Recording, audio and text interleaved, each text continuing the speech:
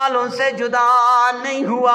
فرمایا ادھر اللہ رب العزت فرشتوں کو حکم دے دیں گے جاؤ میرے بندے کی قبر کو سجا دو۔ ارے قبر بھی اعلان کرتی ہے، قبر بھی چیخ چیخ کے کہتی ہے انا بیت الوحدہ، او دنیا والو میں تنہائیوں کا گھر ہوں، انا بیت الوحشہ، او میں وحشت کا گھر ہوں۔ دنیا والو قبر چیخ کے کہتی ہے انا بیت الظلمہ، او لوگوں میں تنہائیوں اور تاریکیوں کا گھر ہوں۔ پھر آگے کہتی ہے انا بیت الدودہ، او لوگوں میں کیڑے مکوڑوں کا گھر ہوں۔ ابھی دنیا سے اس کا رشتہ کٹا نہیں ہے، ادھر قبر بھی اعلان کر رہی ہے۔ یہ اعلان قبر کے عام دنوں میں ہے۔ اب یہ اللہ والا دعوت و تبلیغ والا ادھر سے جدا ہو رہا ہے، ادھر جا رہا ہے۔ ارے ادھر سے یہ جا رہا ادھر جانے والا ہے۔ قبر کہتی ہے تیرا آنا مبارک ہو، دنیا میں میرے پیٹ کے اوپر جتنے لوگ چلا کرتے تھے خدا کی قسم ان لوگوں میں سے مجھے سب سے زیادہ پیار تیرے ساتھ تھا۔ آج جب تو میرے پیٹ میں آیا ہے، آج جب تو میرے پاس آیا ہے، میرا بھی حال دیکھ لے گا میں تیرے ساتھ کیا کرنے والی ہوں۔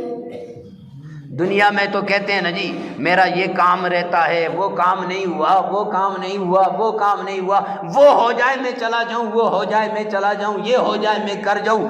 نہیں نہیں، نیت کر جاؤ، یہ کام ختم نہیں ہوں گے۔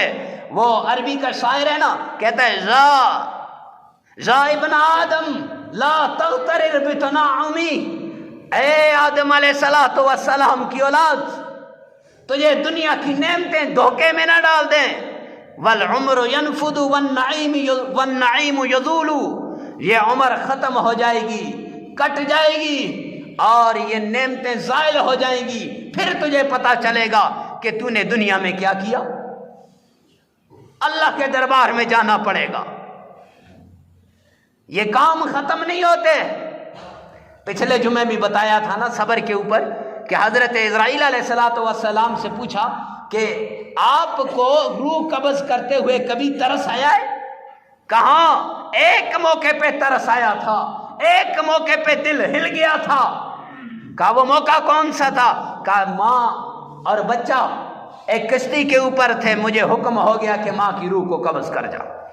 میں نے کہا اس سمندر کے درمیان میں، پانی کے درمیان میں اس بچے کے کون کفالت کرے گا؟ تو میرے بھائیوں، یہ اللہ کی طرف بلانے والوں کو کبھی برا نہ کہو۔ یہ اللہ کی طرف جو رجوع اللہ کرتے ہیں ان کے اوپر انگلی نہ اٹھاؤ، کہیں ہماری آخرت برباد نہ ہو جائے۔